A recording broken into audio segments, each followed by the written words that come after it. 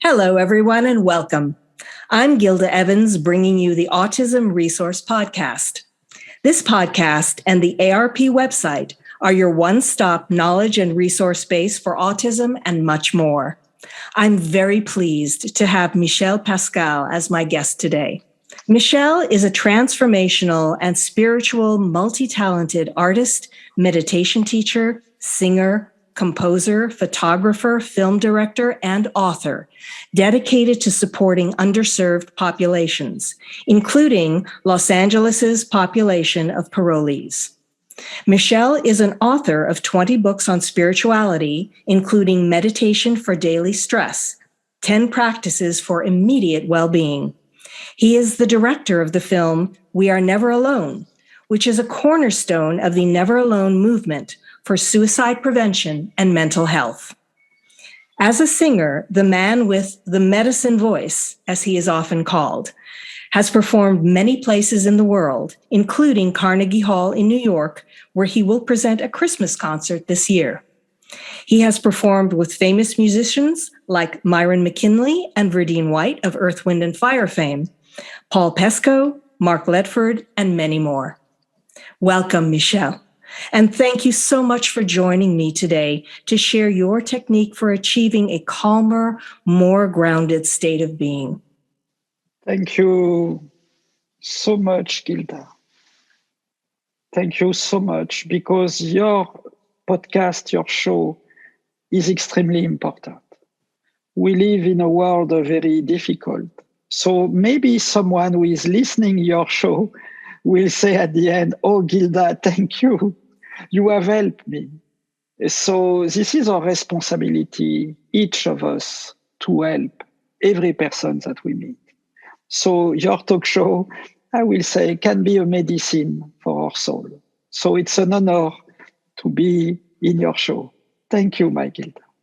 Thank you. Thank you so much for those very, very kind words. So to begin with, tell me, what does meditation mean to you? I will reply to you what we learned in a monastery. It was my life. The etymology of meditation doesn't mean to be in a lotus position at the sunset with a machete on Instagram. Meditation in Tibetan etymology, it doesn't mean this cliché. It means exactly, I train my mind in my daily life. So we could adapt and we can say, I train my mind in my daily stressful life. And this is the heart of this new way of meditation that I developed since many years. How can I calm my mind? How can I train my mind in the middle of the stressful situation? Then what makes your way of meditation unique? And what is the heart of this way of meditation? When I was a child, I had the blessing to be born and raised in a very stressful and violent family. So I realized when I was a child that there is no life without calm. There is no life. We don't exist if we are not calm. There is no life without peace. We exist, but we don't live.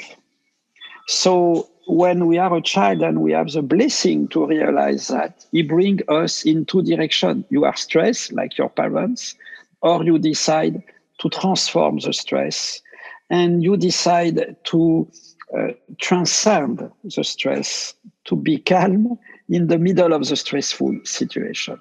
And this is the heart of our new approach of meditation. Two things. First, we calm our mind in the middle of the stressful situation. And we don't calm the mind in a quiet place. Because if you go to meditate on the beach, it's beautiful. But when you go back to your workplace, when you go back home, when you have money pressure, and we know in America we have plus 1 million homeless per month since the COVID. In France, in my original country, we are 60 million people, 10 million people fall down in the poverty since the COVID. This is the reality of the world. So as the prisoners of Los Angeles say to me, if you say to us, take a deep breath, meditate 10 minutes per day, they say, Michel, if you say that, you don't realize our life is difficult. You are not respectful. And I say to them, I realize, and I will not teach that for you. So I create since many years a new way of meditation with no exercise, no effort, no breathe exercise, no tips, no challenge 21 days. I will say for the challenge in this world, it's okay. We have enough. We don't need to add more challenge 21 days. It's okay. Life is enough challenging for each of us. But our world has changed. So our meditation must be adapted to our world. Of course, many different waves of meditation exist. And it's like we love a different sort of food. We love pizza, couscous, sushi, French food. And every meditation wave, it's a sort of rose in the same bouquet, the bouquet of the peace. My approach, me, is dedicated for people who are unable to make an effort. Because when life is too much difficult, we cannot be concentrated on our breath. So I create this new approach of meditation, dedicated, I will say also for the communities, but also dedicated for celebrities. This morning I was talking to a princess, very important celebrity name, and this is the same when you talk to a prisoner. How can I calm my mind immediately in my daily life, but with no effort, no exercise? And I want to share in your podcast something unique, absolutely unique in the world. This is the result. The last survey that we get at Amity Foundation in Los Angeles, where I create and direct this meditation program. So, as you know, population incarcerated are 4 times more affected by suicide than any population. 4 times more. In California, also, 80% of the prisoners, they return to jail. At Amity Foundation, with our program, we have 0 suicide by guilt. 0 suicide since 6 years. 0 suicide. And 90% of the prisoners never return to jail. They find a job. They rebuild a social life, a family. So we can say that in America, the question of the mental health, and September, this is the month of the mental health, but for us, the question is solved since 5 years. Because, you know, this is a famous debate between 2 schools. Some people, they say we need to talk about our suicide, and neuroscientists like Dr. Gary Schwartz say the more you talk about your pain, the more you trigger the mental picture of your pain, and you become addicted to your pain. So at Amity Foundation, we have a sort of middle way. We talk, prisoners, they talk themselves, they support each of them, but in the same time, instead of to talk, we dissolve the emotion. We dissolve the pain. We dissolve the mental picture of the trauma. It can be an abuse, it can be the guilt, any trauma. So at the moment we calm the mind, poof, we feel better. We dissolve our emotions like the wind dissolves the clouds in the sky. And when we dissolve our emotion, you know, we feel the release of the tension, and we become addicted to the serotonin, to the peace that we feel in our body. So it's not a belief, it's not an opinion, it's a physical sensation. When you calm the mind, you have more serotonin and you feel better. And you want refilled. It's like Starbucks. One more time. And like that, we become addicted to the peace. So this is like that we have this amazing result at Amity. Well, I like what you say, Michel. I like that. I'll have another cup of serotonin, please. Yes, definitely. And those statistics that you mentioned are just remarkable. You are so right. We are in a very different world that is absolutely filled to the brim with challenges, and we certainly don't need any more. But it really, the way that you're describing this particular way that you meditate sounds very, very intriguing. Now, how does this method work for those with special or different needs?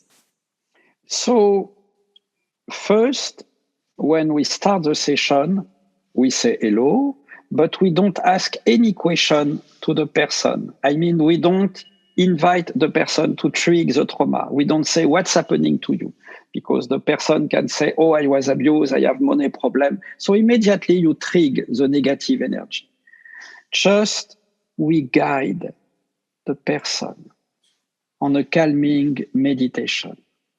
For that, we use some special metaphor, some special visualization. For example, I love to meditate like a dolphin, just to visualize a dolphin and to guide a meditation with a dolphin. Just the word dolphin. Create immediately a calming visualization. But I will say it's deeper than a visualization. I will say to you, as my Tibetan master, he say meditation, it is more than a technique. It is a transmission of energy.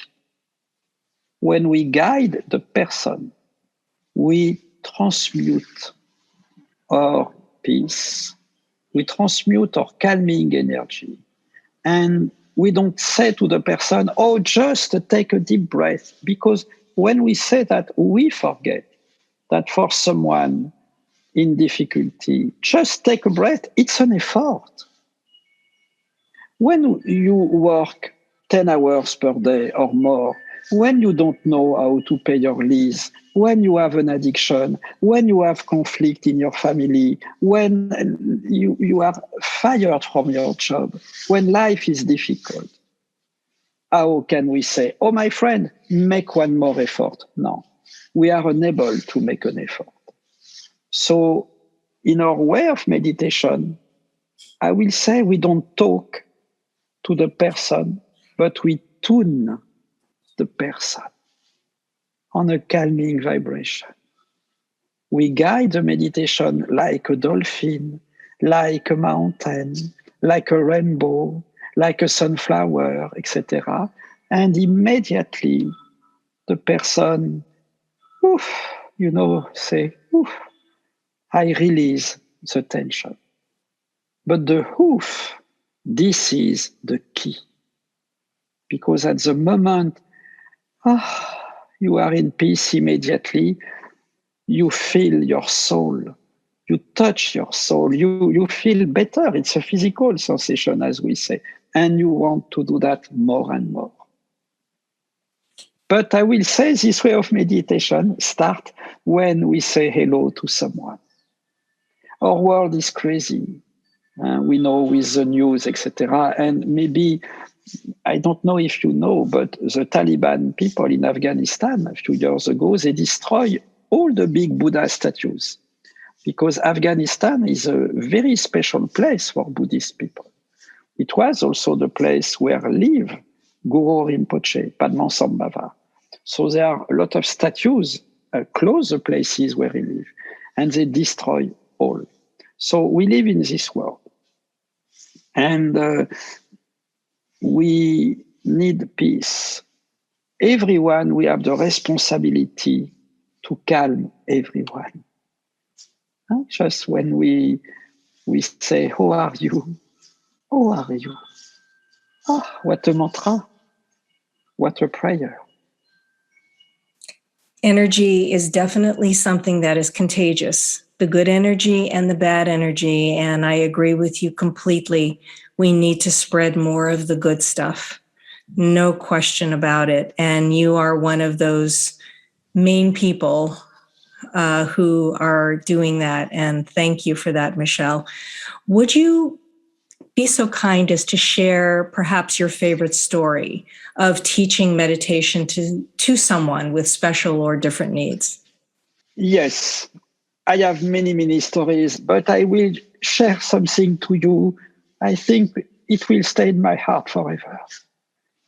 One day, a friend of mine, not a friend, someone from my family in America, say, oh, I was tired and it was late in the evening. And she said, Michel, can you come to my university at Stony Brook in New York, just to give a talk about your way of meditation? We have a lot of problem with depression and suicide and addiction with the students. It was late and I say, I am tired, but of course I come. I came and I give a short talk like we have today, and I guide a short meditation with the students of Stony Brook. And at the end, Gilda, a young Chinese guy came to me. A young Chinese guy with his little glasses. He said, Michel, I have a plastic bag. In my bag, I have the pills to take my life today. But when I listen what you say, I trash my bag. I want to live. I realize that if I calm my mind, I will dissolve my depression. It makes me cry. We can change the world, my Gilda. And this is the responsibility of your podcast. You create your podcast to give love, to give hope to people. And everyone, we have the responsibility to help everyone. And when I say to help, let's be more precise. To help, for me, it's to calm everyone. When we go at Ralph to buy our groceries, when we arrive at the cashier, and when a person put our groceries in our bag, we have the responsibility to be calm with this person, to say, thank you, how are you? Because maybe this person has also a lot of problems. Maybe this person, she has a little salary and a big money pressure, etc., and kids and a lot of difficulties. So maybe this person will say, oh, this client is kind. It helps me. Everyone, we have the responsibility to calm everyone. Thank you so much for sharing that story, Michel. I'm sure that touched a lot of people. But tell me, how can we meditate when we're unable to meditate, when we're just too stressed to even know where to begin? I can just share with you, Gilda, my own experience. I don't say we must meditate like this or like that, because another teacher will make his own answer. Trust me, I have no diploma and I speak with my French accent. My English is not very good.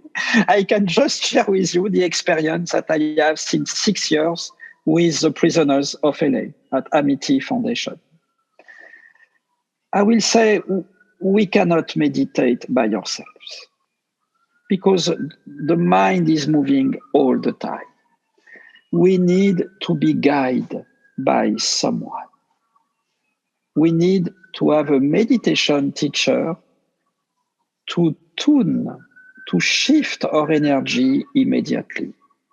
But your question is very deep because as a teacher, we must be what we say. I mean, as a teacher, we must be very calm. We must have a stable life. We must have a stable joy. So I train many people to become teachers in our program. And I have realized that, for example, I trained the firemen of New York. To train the firemen of New York, who is the best teacher? Not me, but another fireman that I trained. My friend David is a fireman, so in New York State, and now he trains other firemen. I have a friend, she becomes also teacher in our program. She's psychotherapist for patients who get the cancer. And she become a teacher in our program. And she's the best person to train other psychotherapists who are so stressed and other patients so stressed. I train police officer to train to other police officer. I mean, I believe in the mirror effect, as Chris Voss say on Masterclass.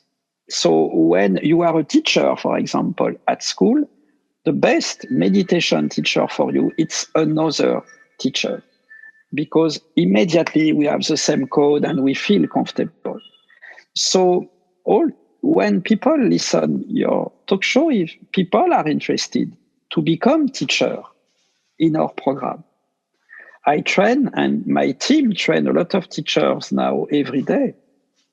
People can contact me on my website, michelpascal.tv, and you can contact my team, and you have a presentation to become teacher. What does it mean? But again, to reply to your question, no, we cannot meditate by ourselves at the beginning. We must have someone to guide us, to tune our mind on a calming vibration. Well, that does make a lot of sense, Michel. So if somebody, let's say they don't want to necessarily become a teacher themselves, but they have questions and they want to know more, how can they reach you on that same website in that same way? Or is there another way that's better for them to reach out? There is two ways to contact me. There is my website, michelpascal.tv, and you can write to me and I will, of course, reply to you. I receive a lot of messages now every day, and it's my practice to reply to everyone, to do that. And the other way to contact me is on my Instagram, Michel Meditates. On my Instagram, I post message every day. I reply to every person every day. So as we say, as we joke, my schedule is busy, not me. Not me. Me, I am never busy. And this is the opposite. The more the world is busy, the more we must be available to reply to every person, to take time for everyone. And I'm going to spell that for people because not everyone spells Michel the same way. So I'm going to spell that out. That's michelpascal.tv. That's MICHELPASCAL.TV. And also Michel Meditates on Instagram would be MICHEL Meditates. Is that correct? Your English is very good. Oh, thank you. I would be really worried if you said anything else. Your English is super perfect. Thank you. My French English is better and better. Oh, well, thank you so much, Michel, for your time and for sharing some wonderful energy with us today. It's my honor to be with you, Gilda. And if your podcast can help just one person in this world, we will be the most happy of the world. Well, I agree with you. And if you like what you hear, please subscribe to the podcast. You can find it on Apple iTunes, Amazon Music, Google Podcasts, Spotify, and other popular platforms. Don't forget to follow us on Facebook, Twitter, and Instagram. And you can always access us and other great resources on our website, www.autismresourcepodcast.com. I want to thank our listeners for spending part of their day with us. This is the Autism Resource Podcast, and I'm Gilda Evans, reminding you to take care of yourself and that special person in your life.